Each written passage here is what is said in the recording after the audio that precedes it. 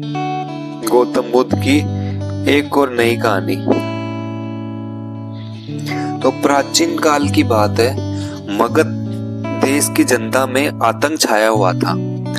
अंधेरा होते ही लोग घरों के बाहर निकलने की हिम्मत बिल्कुल नहीं जुटा पाते थे। कारण था अंगुमियाल।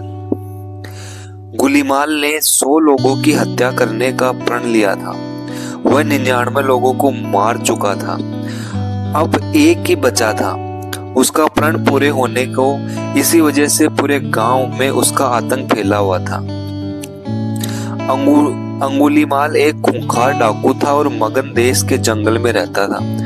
जो भी राहगीर उस जंगल से गुजरता था वह उसे रास्ते में लूट लेता और उसे मारकर उसकी एक उंगली काटकर माला के रूप में अपने गले में पहन लेता था। इसी कारण लोग उसे अंगुलीमाल कहते थे। तो गौतम बुद्ध वैशाली नगर में प्रवास कर रहे थे। लोगों ने उन्हें रोका। बुद्ध को लोगों ने बताया कि वैशाली के बाहर जंगल में अंगुलीमाल नाम का एक पिशाच जैसा लुटेरा रहता है। वो लोगों को लूटता है, मार देता है, फिर उसके हाथों की उंगलियां काट कर उसकी माला बनाकर पहन लेता है। ऐसे खतरनाक इंसान के सामने जाने से अच्छा है आज रात यहीं रुक जाए। गौतम बुद्ध ने कहा कि मैंने एक बार प्रवास करने का मन बना लिया तो मैं पीछे नहीं हट सकता। मुझे जाना ही होगा। लोगों ने बहुत रोका, सुरक्षा के साथ चलने को कहा, लेकिन बुद्ध अकेले निकल पड़े। बुद्ध जंगल में जाने को तैयार हो गए तो गांव वालों ने उन्हें बहुत रोका, क्योंकि वे जानते थे कि अंगुलीमाल के सामने से बच पाना मुश्किल ही नहीं, असंभव भी है। लेकिन बुद्ध अत्यंत शांत भाव से जंगल में चले जा रहे थे। तभी पीछे से एक कर्कश आवाज कानों में पड़ी, ठहर जा, कहाँ जा रहा है? बुद्ध ऐसे चलते रहे मानो कुछ नहीं सुना ही। पीछे से और जोर से आवाज आई, मैं कहता हूँ ठहर जा। बुद्ध रुक गए और पीछे पलटकर देखा तो सामने एक खूंखार काला व्यक्ति खड़ा था। लंबा चौड़ा शरीर, बड़े हुए बाल, एकदम काला रंग, लंबे लंबे नाखून, लाल लाल आंखें, हाथों में तलवार लिए वह बुद्ध को घूर रहा था। उसके गले में अंगुलियां की माला लटक रही थी। वह बहुत ही डरावना लग रहा था। बुद्ध ने शांत व मधुर स्वर में कहा, मैं तो ठहर गया, भला तू कब ठहरेगा? अंगुलीमाल ने बुद्ध के चेहरे की ओर देखा। उसके चेहरे पे बिल्कुल भय नहीं था, जबकि जिन लोगों को वह रोकता था वे भय से थर थर कांपने लगते थे। अंगुलीमाल बोला, हे सन्यासी, क्या तुम्हें डर नहीं लग रहा है? देखो मैंने कितने लोगों को मारकर उनकी उंगलियां को माला पहन कर बना के रखी है।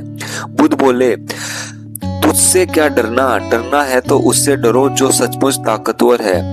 अंगुलीमाल जोर से हंसा, हे साधु, तुम समझते हो कि मैं ताकतवर नहीं हूँ? मैं तो एक बार में 10-10 लोगों के सिर काट सकता हूँ।